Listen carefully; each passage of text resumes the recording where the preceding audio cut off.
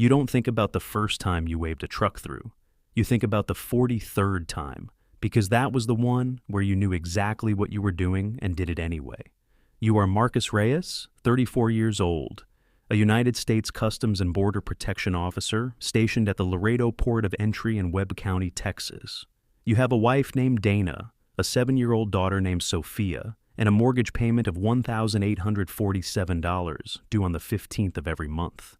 You are not a criminal. You want to be very clear about that.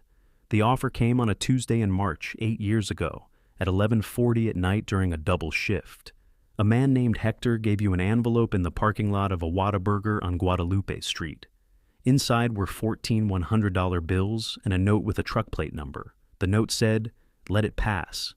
You sat in your car for 22 minutes before you drove back to your booth. You told yourself it was one time. You are making $52,000 a year at that point. You have $6,400 in credit card debt, and Dana is 3 months pregnant with Sophia. The $1,400 in that envelope feels like breathing room, not corruption. You make the distinction carefully in your mind, and you hold onto it like a life jacket in shallow water. The second truck comes 6 weeks later. Hector doesn't meet you this time. The envelope appears in your locker, and the amount has increased to $2,100. You look at the plate number. You go to your booth. The truck rolls through at 2:17 in the morning without a single question asked. You stop counting after the 5th time because counting makes it feel like more than it is. By the end of the first year, you have received $31,800 in cash, folded into envelopes and left in places only you would find them. You begin keeping it in a lockbox under the floorboard of your garage. Dana thinks you are saving for a vacation to Myrtle Beach. You take her to Myrtle Beach in June and spend $3,200 on 4 days that feel like standing inside a lie you built yourself. The organization is the Sinaloa Cartel's Laredo pipeline, though you never say those words out loud. You tell yourself you don't know what is in the trucks. You tell yourself plausible deniability is a real thing that real people use. You tell yourself the drugs were coming through anyway, with or without your hand on the lever. These are the 3 sentences you have memorized for the courtroom inside your own skull. You develop a system.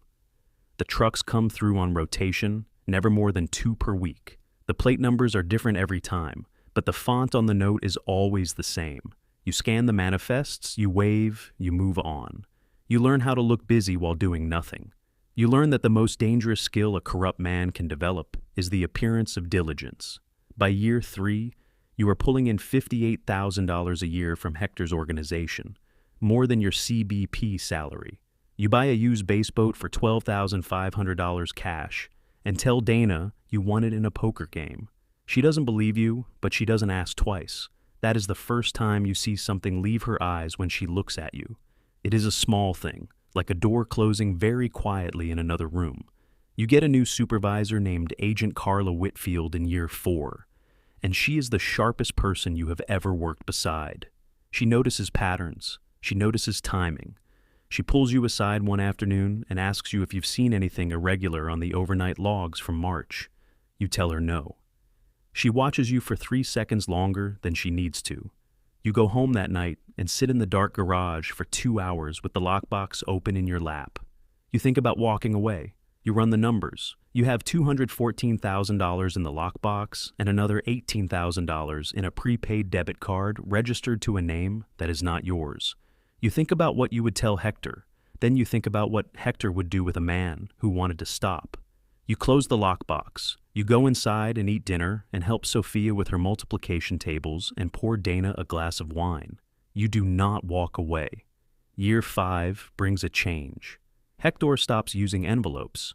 A man you've never seen before calls your personal cell at 6 o'clock in the morning and reads you the plate numbers out loud. You understand this immediately for what it is. They have your number. They have your voice on a recorded line. They have you by the throat without laying a single finger on you.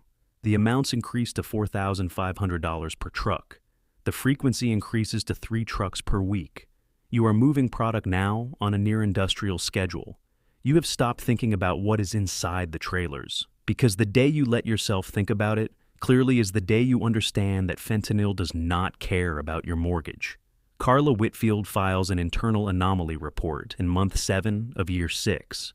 You find out through a colleague who owes you a favor. The report flags 3 overnight lanes with unusually low secondary inspection rates. One of those lanes is yours. You have 72 hours before it reaches the Regional Integrity Unit in San Antonio. That night, you make the second worst decision of your life by calling a number you were told never to call, and the voice on the other end tells you the problem will be handled. Carla transfers to El Paso 2 weeks later. She requests the transfer herself. You tell yourself she just wanted a change. You tell yourself that for 18 months before you stop. By year 7, Dana has stopped asking where you go on Sunday mornings. Sophia is 14 now and speaks to you mostly in short sentences.